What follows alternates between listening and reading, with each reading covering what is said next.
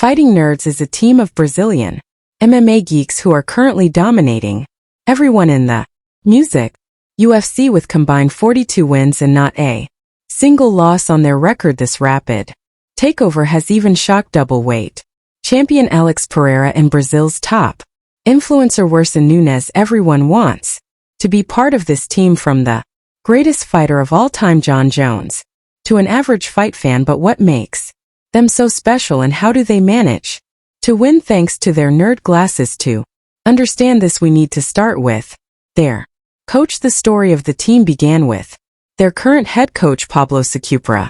Secupra has a base in boxing and Muay Thai. His professional boxing record is 5-0. He recounts that after his fifth fight, there was another bout in which he was knocked out. This led Secupra to rethink his desire to be a fighter, and he decided to focus on coaching. When I moved to a trainer, I saw that the pet in boxing my time Brazil was too hard, and I realized that in MMA we could do bigger things, especially when I met K.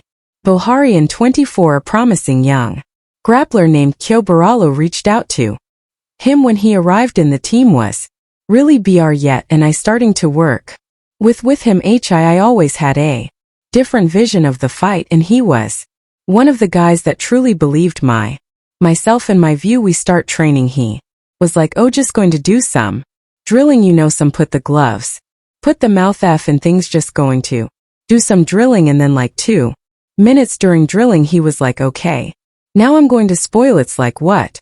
Like I'm not going to hurt him. My first day, I was thinking that my mind, and man, there was the biggest assy that I have got into my life. From then on, Barrow realized that this was the coach he needed to reach the peak of MMA.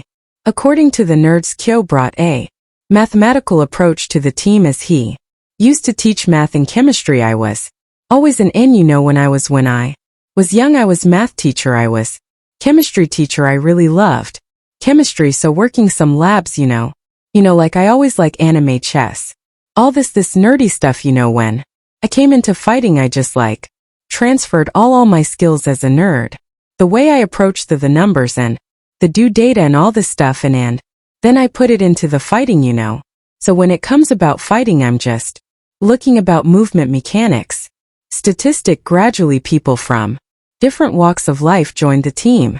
Many of them had experienced bullying issues in school. Now the team is united by the fact that they're all slightly quirky guys. We used to call the combat club in the school. I had some issues. I was being cool and Kai was a nerd, and some of our athletes also had the same issues. So we figure out, man, we are kind of nerds, in the way you study fights, and I always use my notebook, and man, we are kind of nerd, but we are fighting nerds. I made the brand, I made the logo, and the rest is history. Many have hobbies typical for geeks like anime, chess, or D&D. They declare that there's no need to be bully or act like an alpha male to win fights. They also claim that they win through careful analysis of their opponents and an intellectual approach to training. This approach works very well. The fighting nerds currently hold first place in terms of wins and losses, with the main athletes among the fighting nerds holding an impressive 420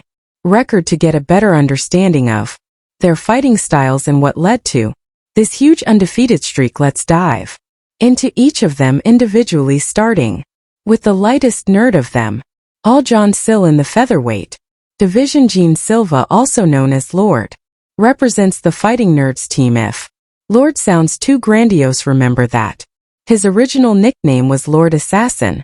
Gene Silva was born on December 13, 1996 in Florianopolis, Brazil. It's hard to believe now, but Silva was obese as a child, which affected his mobility. Kids often laughed at him, which affected his social skills. Maybe that's why he likes to bark at the camera now, but at the time it was bullying that motivated him to take up sports. The UFC featherweight began his training in 2009. Around the age of 13, as a teen, he loved street fighting, which led him to pursue fighting seriously. Before his professional career, G worked as a delivery driver, though he usually fights at 145 pounds. He's also fought at 155 and made his professional debut in Spar FC, a Brazilian regional promotion on November 19, 2016, just before his 20th birthday. Jean started his career with a 3-2 record, after which he went on a long win streak.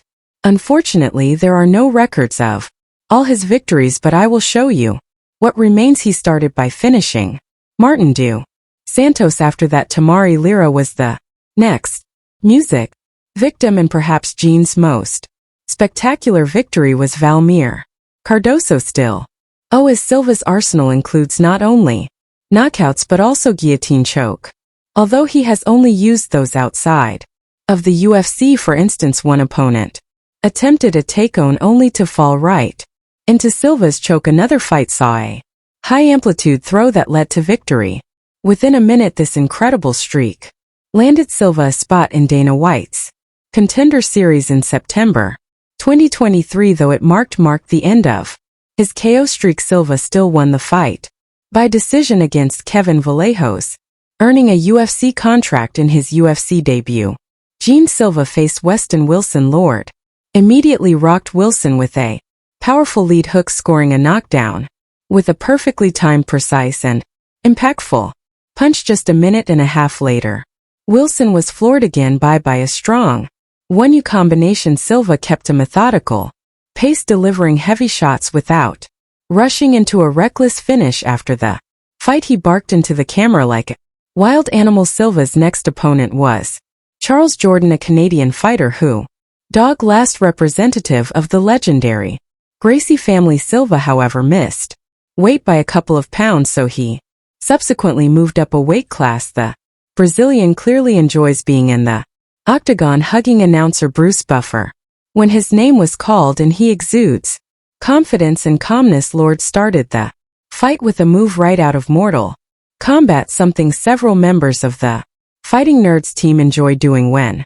Jane missed a high kick, Silva responded with 2 enthusiastic high fives, clearly enjoying himself. Still, you could feel Silva's intensity building. The moment came when he caught the Canadian with a powerful left hook while moving forward, and if Silva lands a punch, people drop. Jourdain managed to weather the storm and survive the round. In the second, Jourdain tried to